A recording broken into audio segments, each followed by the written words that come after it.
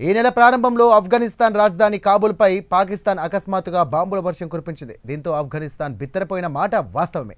అయితే అదే సమయంలో తాలిబాన్ విదేశాంగ మంత్రి అమీర్ ఖాన్ ముత్తాకి 6 రోజుల పర్యటనకు ఢిల్లీ రావడంతో పాక్ ఆగ్రహంతో కాబూల్పై బాంబుల వర్షం కురిపించిందా అన్న అనుమానాలు కూడా వ్యక్తమవుతున్నాయి. అయితే తాజాగా పాక్ బాంబుల దాడులు చేయడానికి మరో కారణం ఉందని చెబుతున్నారు. అమెరికా ప్రెసిడెంట్ డొనాల్డ్ ట్రంప్ ప్రోద్బలంతోనే ఇక కాబూల్పై పాకిస్తాన్ దండయాత్ర చేసిందన్న టాక్ దౌత్య వర్గాల్లో వినిపిస్తోంది. ఆ వివరాలేంటో ప్రత్యేక కథనంలో ఇప్పుడు తెలుసుకుందాం.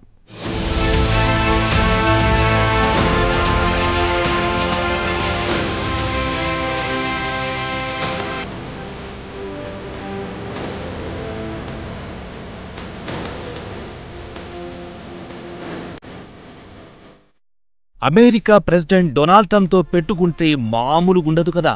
తాననుకున్నది క్షణాల్లో అమలు కావాల్సిందే, లేదంటే ఫలితం అనుభవించాల్సి వస్తుంది. ఇవన్నీ ఎందుకు చెప్పాల్సి వస్తుందంటే, ఇటీవల ట్రంప్ లండన్ పర్యటనకు వెళ్ళినప్పుడు మీడియాతో మాట్లాడుతూ తనకు ఆఫ్ఘనిస్తాన్లోని బాగ్రామ్ ఎయిర్ బేస్ ఇవ్వాలని తాలిబాన్లను డిమాండ్ చేశారు. లేదంటే వారి నుంచి ఎలా తీసుకోవాలో తెలుసు అని కాస్త బెదిరింపు ధోరణిలో హెచ్చరించారు. దీనికి బదులు తాలిబాన్లు అంగుళం భూమి కూడా ఇవ్వమని తేల్చి చెప్పేశారు. ఇక్కడి వరకు బాగానే ఉన్నా అకస్మాత్తుగా పాకిస్తాన్ కాబూల్పై బాంబుల వర్షం కురిపించాల్సిన అవసరం ఏమొచ్చిందనే వాదన తెరపైకొచ్చింది. ఇక్కడే అసలు కథ మొదలయ్యింది. ట్రంప్కు ప్రస్తుతం అత్యంత నమ్మకస్తుడిగా, ఆప్తుడుగా పాక్ ఆర్మీ చీఫ్ ఆసిమ్ మునీర్ తయారయ్యాడు. ఇక మునీర్ కావాలనుకుంటే పాకిస్తాన్ను ట్రంప్కు తాకట్టు పెట్టడానికి కూడా సిద్ధంగా ఉన్నాడు. ప్రస్తుతం ట్రంప్ కుటుంబానికి క్రిప్టో డీల్తో పాటు పాకిస్తాన్ రేర్ ఎర్త్ మినరల్స్ హక్కులు ఇస్తామని హామీ ఇచ్చారు. ఒక బ్రీఫ్ కేసులో పాకిస్తాన్ నుంచి ఏవో కొన్ని రాళ్లు తీసుకుని వెళ్లి వైట్ హౌస్లో చూపించి, మీకు మా భూములిస్తాం, ఖనిజాలు తవ్వుకోండి, చైనా మీకు హ్యాండ్ ఇచ్చినా మై హూనా అంటూ మునీర్ ట్రంప్కు భరోసా ఇచ్చారు. దీంతో పాకిస్తాన్ రేర్ ఎర్త్ మినరల్స్తో పాటు ముడి చమురు నిక్షేపాలు పుష్కలంగా ఉన్నాయని చెప్పడంతో దీనికి ట్రంప్ సంబరపడిపోయి ఏదో ఒక రోజు పాకిస్తాన్ ఇండియాకు ముడి చమురు ఎగుమతి చేసే రోజు వస్తుందని ఎద్దేవా చేసిన విషయం చాలా మందికి తెలిసే ఉంటుంది.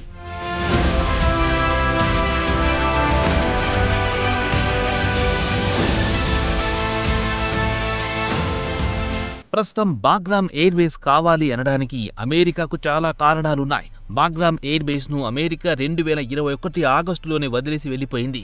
అంతకు ముందు అంటే 1979లో సోవియట్ రష్యా ఆఫ్ఘనిస్తాన్ను ఆక్రమించినప్పుడు యావత్ ప్రపంచ దేశాలు ఒసామా బిన్ లాడెన్తో పాటు తాలిబాన్ ఫైటర్లు రష్యాతో సుమారు 2 దశాబ్దాల కాలం పాటు యుద్ధం చేసి రష్యాను కాబూల్ నుంచి వెళ్లగొట్టారు. అయితే రష్యాతో యుద్ధం చేయడానికి వెనుకుండి డ్రామాలు చేయించింది మాత్రం అమెరికానే. అమెరికా పాత్ర లేకుండా యుద్ధాలెక్కడా జరగవు. అప్పుడు ఆఫ్ఘనిస్తాన్లో బాగ్రామ్ ఎయిర్ బేస్ను అమెరికా వాడుకునేది. ఈ ఎయిర్ బేస్ను అమెరికా సొంత డబ్బుతో అభివృద్ధి చేసింది.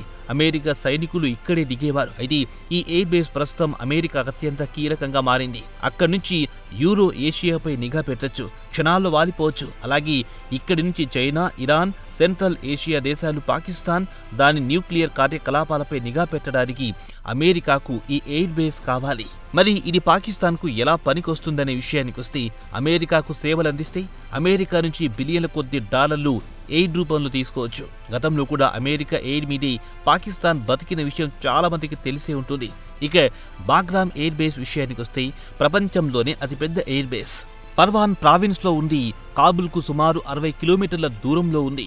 1950వ దశకంలోనే సోవియట్ ఈ ఎయిర్ బేస్ను నిర్మించింది. తర్వాత 9/11 తర్వాత అమెరికా తాలిబాన్లతో పోరాడింది. అప్పుడే ఈ ఎయిర్ బేస్ను బాగా విస్తరించింది. అత్యంత శక్తివంతమైన రన్వేతో పాటు భారీ కాంక్రీట్, ఉక్కుతో నిర్మించారు. పర్మినెంట్ బ్యారెక్లు నిర్మించారు. ఆఫ్ఘనిస్తాన్లో 20 సంవత్సరాల పాటు అమెరికా మిలిటరీకి హబ్గా వాడుకుంది. ప్రస్తుతం బాగ్రామ్ ఎయిర్ బేస్ను అమెరికా స్వాధీనం చేసుకుంటే పాకిస్తాన్ ఈ బేస్ను సప్లై చైన్గా వాడుకుని పెద్ద మొత్తంలో రెవెన్యూ సంపాదించుకోవాలనుకుంటోంది.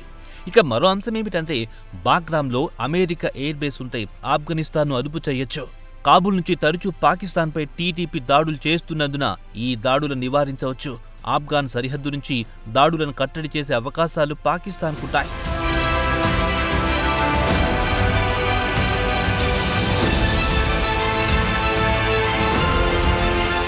ఈ మధ్యలో ఇండియా పానకంలో పుడకల ఆఫ్ఘనిస్తాన్కు దగ్గర కావడం పాక్కు మింగుడు పడ్డం లేదు. మరోపక్క ఇండియాలో కాబూల్ రాయబార కార్యాలయం ప్రారంభిస్తామనడంతో ఇక పాక్ ఇటు ఇండియాతో పాటు ఆఫ్ఘనిస్తాన్తో పోరాడాల్సి వస్తోంది. అందుకే అమెరికాకు బాగ్రామ్ ఎయిర్ బేస్ ఇప్పిస్తే తాను సేఫ్ అని భావిస్తోంది పాకిస్తాన్. ఇక పాకిస్తాన్ సౌదీ అరేబియాతో సంబంధాలు మెరుగుపరుచుకోవాలని కింగ్ సల్మాన్తో కూడా భేటీ అయ్యారు పాక్ ప్రధాని షెహబాజ్ షరీఫ్. ఆయనతో రాసుకు పూసుకు తిరిగారు. అయితే ఆఫ్ఘనిస్తాన్ పాక్ల మధ్య సరిహద్దులో జరుగుతున్న ఉద్రిక్తతల సందర్భంగా సౌదీ పాక్కు అనుకూలంగా స్పందించలేదు. ఇక తాజాగా తాలిబన్లు ఇరాన్కు దగ్గరవుతున్నారు. ఇక ఇండియాపై కోపంతోనో మరో కారణంతోనో దశాబ్దాలుగా పాకిస్తాన్లో ఉన్న ఆఫ్ఘాన్ పౌరులను బలవంతంగా ఆఫ్ఘనిస్తాన్కు తిరిగి పంపించేస్తోంది. 1979లో పాకిస్తాన్కు వచ్చిన వారి పిల్లలు ఇక్కడే పుట్టి పెరిగి చదువుకుని పెళ్లిళ్లు చేసుకుని వారి పిల్లలకు పెళ్లై పాకిస్తాన్ పౌరసత్వం కలిగిన వారిని కూడా బలవంతంగా తరిమేస్తోంది. ఇక ఆఫ్ఘనిస్తాన్ పేద దేశం, లక్షల్లో వస్తున్న వారిని పోషించడం చాలా కష్టం. దీంతో ఇరాన్ వేలాది మందిని తమ దేశంలోకి తీసుకోవడానికి అంగీకరించింది. ఇక పాకిస్తాన్, ఆఫ్ఘనిస్తాన్ మధ్య కాల్పుల విరమణ ఒప్పందం ఉల్లంఘించకుండా ఖతార్, సౌదీ అరేబియా జోక్యం చేసుకుంటోంది. అయితే ఆఫ్ఘనిస్తాన్లో అమెరికా రావాలని కోరుకునేది కేవలం పాకిస్తాన్ మాత్రమే కాదు. గతంలో అమెరికా మద్దతుతో ప్రభుత్వం నడిపిన ఇస్లామిక్ రిపబ్లికన్ ఆఫ్ ఆఫ్ఘనిస్తాన్తో పాటు మరికొందరు విదేశాల్లో ఉంటున్నారు. అలాగే తాజిక్ నేషనల్ రెసిస్టెంట్ ఫ్రంట్ కూడా అమెరికా ఆఫ్ఘనిస్తాన్లో కాలుమోపాలని చూస్తోంది. తాలిబన్లకు వ్యతిరేకంగా ఉన్న కొన్ని గ్రూపులు the national resistant front, NRF, మాజీ ఆఫ్ఘాన్ సైనికులు అమెరికా వెళ్లిపోయిన వీరు ఇప్పుడు తాలిబన్లతో పోరాడుతున్నారు. వీరంతా అమెరికా ఆఫ్ఘనిస్తాన్లో కాలు మోపాలని చూస్తున్నారు. ఇక ఆఫ్ఘనిస్తాన్కు ప్రాతినిధ్యం వహిస్తోంది మాత్రం నేషనల్ ఫ్రంట్.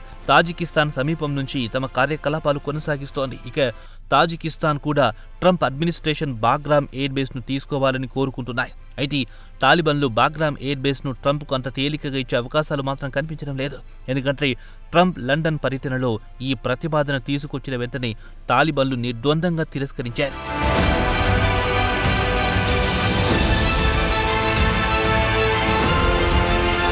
అయితే గతంతో పోల్చుకుంటే 2001లో వార్ ఆన్ టెర్రర్ అంటూ అమెరికా అల్ ఖైదాపై యుద్ధం చేస్తే యావత్ ప్రపంచం మద్దతు ప్రకటించింది.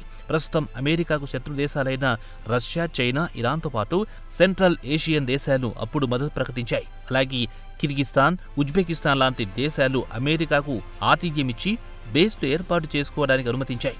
అయితే వార్ ఆన్ టెర్రర్లో పాకిస్తాన్ చురుకుగా పాల్గొంది. ఇక ఇండియా విషయానికి వస్తే నాన్ మిలిటరీ సహాయ సహకారాలు అందించింది. సీన్ ఏమిటంటే ఇదే బాగ్రామ్ నుంచి చైనా, ఇరాన్, రష్యాపై నిఘా వేస్తామంటోంది అమెరికా. కొన్ని సెంట్రల్ ఏషియన్ దేశాలు అమెరికా రాకను వ్యతిరేకించడం లేదు, కానీ వారు మాత్రం వ్యూహాత్మకంగా తాలిబన్లతో సంబంధాలు మెరుగుపరుచుకోవాలనుకుంటున్నారు. వారితో ఘర్షణ వద్దు, ఈ ప్రాంతంలో లేనిపోని ఇబ్బందులొద్దు, సామరస్యంగా పోదామనే ధోరణిలో ఉన్నాయి. ఇక రష్యా ఇటీవలే తాలిబాన్ ప్రభుత్వాన్ని గుర్తించింది. ఇప్పటివరకు ప్రపంచంలో ఏ దేశం తాలిబాన్ ప్రభుత్వాన్ని గుర్తించలేదు.